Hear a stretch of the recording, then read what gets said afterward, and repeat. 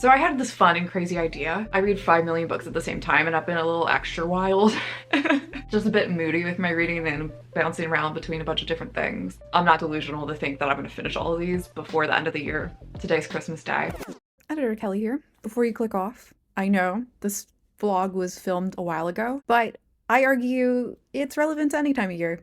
I think we all reach a point where we're a little overstretched, overcommitted to our reading, spread amongst too many books, and we need to lock in and make some difficult choices. With that in mind, yes, it was during the holiday season, but go along with it.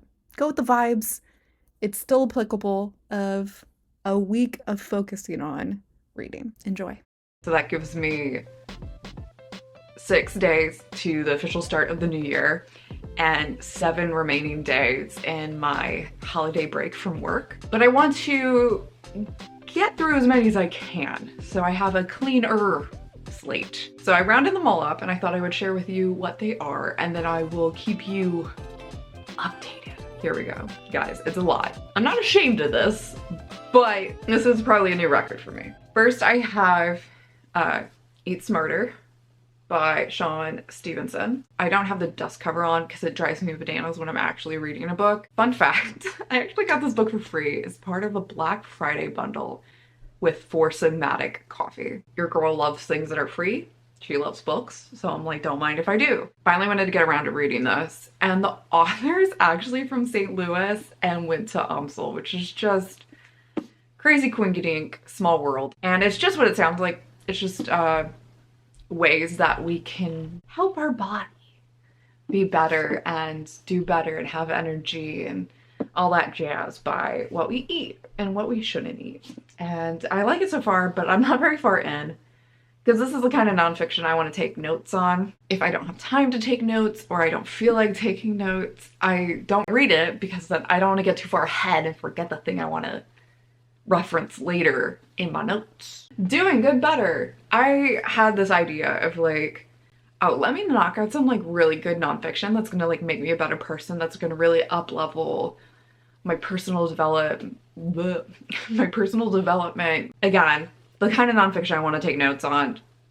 Didn't have time to take notes, so I kind of just sat for a bit. Also, I picked it up and then like immediately a day or two later I was kind of like out of that mood, and so oh, I forgot to mention what this one's about. So the subtitle, which is long but I think helps explain, is How Effective Altruism Can Help You Help Others Do Work That Matters and Make Smarter Choices About Giving Back. Autumn in the Heavenly Kingdom, China, the West, and the Epic Story of the Taiping Civil War by Stephen R. Platt. I know nothing about this. I love niche history. It's probably not great to call it niche because like it involves millions of people and it was a big thing. But as an ignorant Westerner, a stupid American, if it was even mentioned, it was probably like a blip on like our curriculum. I find it really interesting. I'm a ways into it. It's very well written. It has a good narrative structure that I think helps push it along because you've got these central figures in the conflict and you get a bit of their backstory and you get their motivations and stuff, and so it flows really well. And it's just a little bit long. And occasionally it just wasn't what I was wanting to read. But I do want to read it. I do want to finish it. I decided I really wanted to read The Name of the Wind. There's something about like the fall winter time that feels perfect for this kind of book because it is this man retelling his life story. It's reminiscent of coming of age, hindsight, nostalgia, regret, guilt. And now that I'm rereading it, I'm just really loving the line by line prose and just how gorgeous and beautiful it is and well done. Glad I picked it up. I'm over halfway through, so I just need to sit my tuchus down and finish it. For those who don't know, primary plot point that leads him into trouble is that he never has enough money for wizarding school. It's essentially Hogwarts with tuition. Then, because at one point, none of the books that I was currently reading were doing things for me, so I picked up a little light thing called Japanese death poems, written by Zen monks and haiku poets on the verge of death. compiled and with an introduction by Yul Hoffman. For those who don't know, like that poem isn't as like morbid or even sad as like we in the West might take it. It was like a very like proper thing to do for a while in Japan. And so it's very interesting to learn about the literature, but also the history and the culture behind it. And then, because I'm crazy, the last physical book, because yes, wait, there's more. I have more than just physical books that I'm reading because I'm insane. Maybe a couple days ago, went to the library because I was craving to reading. I was craving to read some fiction. And I recently had an idea for like a fun short story idea. And I'm like, oh, I want to like get some inspo and like read some funny short stories to kind of get a vibe to see how it's done, because I'm not as confident with like how to write a short story. And I have a friend who really loves this particular author, and I think they have a quirky, funny vibe to them. So I was intrigued to check out their short story collections, but the library I went to didn't have it. So I picked up this one, and of course I'm reading it now, which is like, Kelly, you have so much to read. But the one fiction book I was reading in person, like physical copy, wasn't doing it. So I needed something different. So I got Nothing to See Here by Kevin Wilson, and I'm just imagining Jay screaming as she watches this video because Kevin Wilson's her favorite author. This has been really interesting. I'm about halfway through. I've been breezing through. Very intriguing. It's definitely queer coded. This poor girl who got like a scholarship to like a rich person boarding school, and then her roommate gets in trouble and she takes the fall for her. And then like over a decade plus later, that friend is like, yo, I got 2 children I need you to watch. By the by, they sometimes catch on fire. And so she's like watching these kids, and it is just so quirky and fun, and I'm having a delightful time with it. So I am reading the ebook of Crime and Punishment by Dostoevsky, which is good. It was on my to-read list for this year. I think it's brought up a lot. It's a Russian classic, and it's weird. It's weird. I'm only like 15% in according to my ebook, but that's okay. And you don't rush through a book that's a cajillion pages. And it's about a dude who kills a lady, from my understanding. And he's just a weird dude. And it's definitely reminiscent of all the true crime that I've watched, where it's like you're in this guy's mind and I'm like, yeah, that's like so on point for murderers. Which sounds so weird to say that out loud, to be like, I know that, but I don't know, the thought processes really tracks. I'm like, yeah. I don't know how Dostoevsky, I don't know if he talked to some folks, but it's pretty accurate. But also the main character's just a fucking weirdo, so, you know. And then the 2 audiobooks is Dracula, which I just picked up as an audiobook for something to listen to at work. Even though I have a hard time staying focused with fiction because I know enough about Dracula. I've read bits and pieces of it. I studied it in college. I felt like I was familiar enough with it that like losing a beat or 2 wouldn't kill me. And it just happened to be like a full voice cast. This has been absolutely delightful. I've just had such a good time with it. I don't know what to tell you if you don't know what Dracula's about. It's one thing not to have read it. It's another thing to be like, who's this Dracula fellow? And finally, The Ballad of Songbirds and Snakes by Suzanne Collins. For those who don't know, this is the first prequel she did, which is President Snow's backstory. He's like one of the primary villains of the original Hunger Games, and you get to see like the early games. You get to see life as a person in the Capitol. I tried to read like the first chapter back in the day, and I don't know, it just didn't grab me, and I wasn't really compelled to read it. But having read Sunrise at the Reaping, I then wanted to give A Ballad of Songbirds and Snakes another try, and I thought maybe the audiobook would be good. And I am really enjoying this narrator. I don't know how often I'll be popping on an audiobook, but you never know. I have a few video games that don't really have audio or don't require as much thinking power, so I could probably pop it on. So I'm gonna let you go Because the more I talk about reading, the more I'm not reading. And I have a lot to do in 6/7 days, so I better get on it.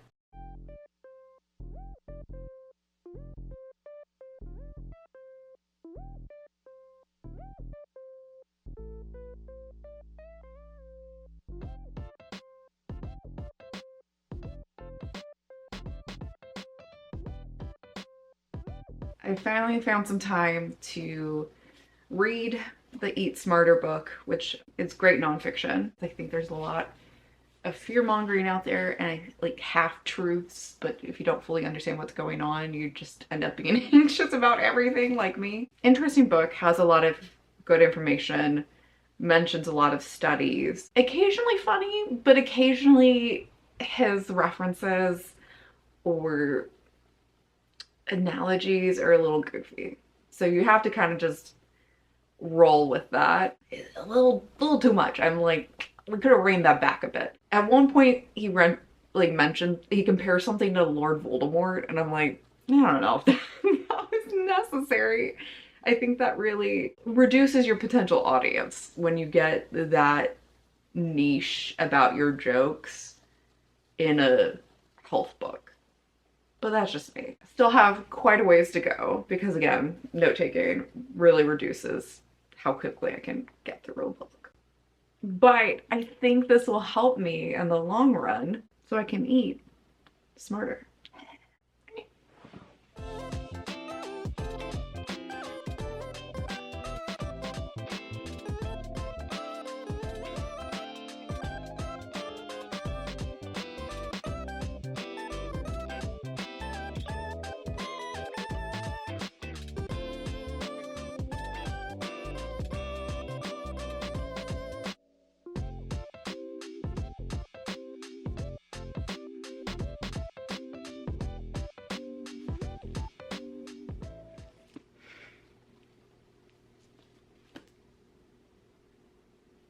I don't know if I have words right now.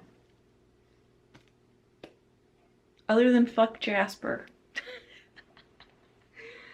Oh, that was really good. And for something that had like such magical realism in it with the premise of these kids lighting themselves on fire, it ended with a very grounded, heartbreaking, heartwarming, very contemporary note. Oh, it was good and it was funny. There was some really like baller lines in this. Highly recommend. Jay, good recommendation. I might have more to say later, but I need to just sit in it for a moment.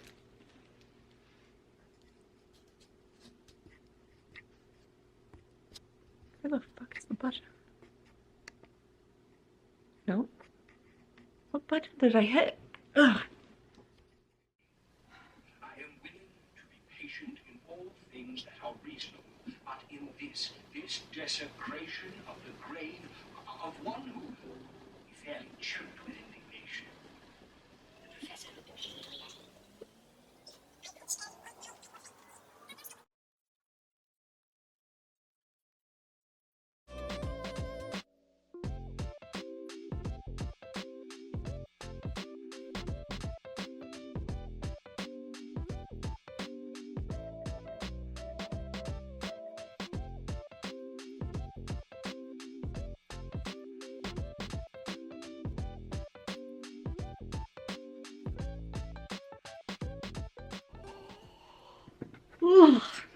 Okay, that was fun. The little game is called Ooblets, if you're wondering, and I know it well enough that I don't really have to think too hard about it, so I'm able to listen to audiobooks. So I listened to the Dracula audiobook, which is a lot of fun. I still have over 7 hours to go on it, but it was a nice little morning treat for myself to just goof off a little. It is Monday, December 29th. Yesterday, finished the first of 9 books that I'm reading. I'm hoping I can finish 1 or 2 more before the new year / before I have to go back to work. But we'll see how that goes. We'll see how that goes. I kind of bounce around from thing to thing because this is still fun. I'm a mood reader. Like, if I'm like forcing myself to read something, I tend to be slower anyway. And why? This is all extracurricular. And I really encourage y'all that like are like really stressed out about your like book goals to not. Like the quantity thing is just so silly to me, whether it's the amount of books or the amount of pages. What is the purpose behind that number? I think in most cases, especially if you read on the regular, those are not meaningful goals. The reason why I love my like 20 book yearly TBR is because I'm looking at all the books I want to read and like why I want to read them and which ones I'm like really craving or desiring to get to sooner rather than later.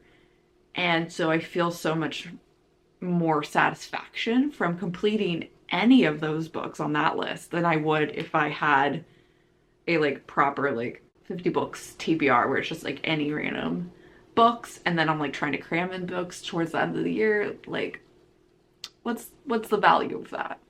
And then if you're avoiding books you want to read because it won't help you with your book count, that seems counterintuitive. But that's just me. You do you. I'm gonna slowly in the next hour get ready because I'm gonna be taking my brother and his girlfriend out to Pieces and have a good little time. Okay, maybe I start another book. I can't help it. I am who I am. The whole point for personal reading is for it to be fun. And I wasn't feeling my other book, so I started another. I'm not proud of myself, but here we are. So this is Jitterbug Perfume by Tom Robbins.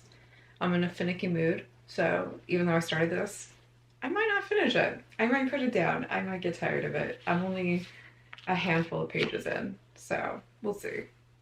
I don't quite know what I'm getting into, what this is. Tom Robbins, kind of like Vonnegut. It's got like a lot going on and it's also very humorous. So I'm kind of just along for the ride at this point.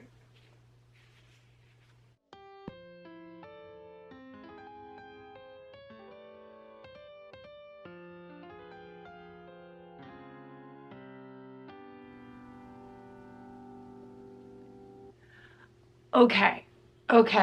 I know what this looks like. But Jitterbug Perfume just wasn't doing it for me. I'm a mood reader. I'm a mood reader. I'm doing what I can, all right? Okay? I hear you, but like you don't need to put anything in the comments. I know, okay? But like this was on my TBR for this year, so it's kind of great. I'm actually kind of on track. This is a good thing, a good decision. Leave me alone.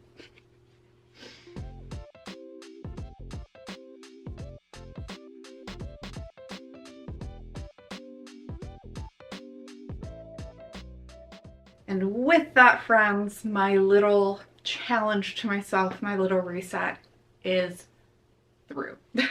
My time is up. And what would you know? A lot of them were not finished. And that's okay. That's okay. I did make progress. I did make sure to focus on my reading over the last 7 days. And I have had some progress in some unexpected ways. I finished Nothing to See Here by Kevin Wilson. Not surprising as a mood reader that the very last book I picked up is the one I finished and not the ones I've been pursuing for weeks, if not months. But that's okay. I liked it. It was a really good book. And now it is off my currently reading list. Yay! Success! There have also been some progress in some other areas. I decided that even though I'm enjoying the audiobook of Dracula, I'm going to take a break. It is a chunker. It is such a long audiobook. It's longer than the average audio. Like, normally 9 hours is kind of on the long side for me, and this is much longer than that. I was just kind of fading out of wanting to read it, and so I don't want to like push through for hours and hours and hours of more content of the book and end up resenting it. So I had a good time, and I'll pick it back up when I'm in the mood for it. I'm at peace with this decision. I feel really good about it, and it is cleansing my slate, just not in the way I've had foreseen with completing the book. I also decided to put Do Good Better on hiatus. This is the problem with being a mood reader. I intellectually thought, oh, this would be a great book to read, but I wasn't really in the mood to read it. So it is a good book. There's nothing against that book, but it's not right now. It's not a book for now. The same can be said for Autumn in the Heavenly Kingdom. Just wasn't vibing, but there's nothing wrong with that book, and there's nothing wrong with me. That's just the way it be. 1 finished, 3 on hiatus, and where, oh my god, I don't even remember all the books that I have. And then I did add on Jojo Book Perfume, and I got 40 pages in and wasn't vibing with it, but that wasn't a like for now thing. That was like, I just don't think it's the book for me, which is kind of a bummer considering how long I've like casually on the back burner pursued trying to find it so that I could read it. But it is what it is. You know, they're not going to all be winners. So I will set it free into the universe once more. And started reading The Secret History. And I've been enjoying that, but it's a chunker. It's over 600 pages. So I wasn't thinking I would complete it in 2025, and I haven't. But I will complete it, and so I get to check it off my 2025 TBR nonetheless. And I think this is a good point to end this video. I think a good message to end on, which is that there's nothing wrong with mood reading. There's nothing wrong with like goals and challenges, but it's like really keep in mind the purpose behind them and not have it impact your self-worth. Like I did this for funsies, and I'm ending it with funsies, and that's okay. When we get like so like bent out of shape by like our goals and challenges, when in reality, is anything broken? Is anything wrong if I continue reading books into 2026? No. Is there anything that explodes because I set a book down and didn't finish it? No. But I am not reading 9 books simultaneously now, and that feels good. I'm in a good place with that. And so I encourage you to do the same. I think a week reset to kind of see where you're at. Like if you're liking a book, really dive in, really let yourself be in the present moment and with that book. And then if you're finding like you're not jiving with it for whatever reason, like be willing to know that, to like really take that information in and make a decision accordingly. I hope you had fun with this vlog. I did. I'm not excited to edit it, but that's a future me problem. Like and subscribe for more content, and I will see you next time. Bye.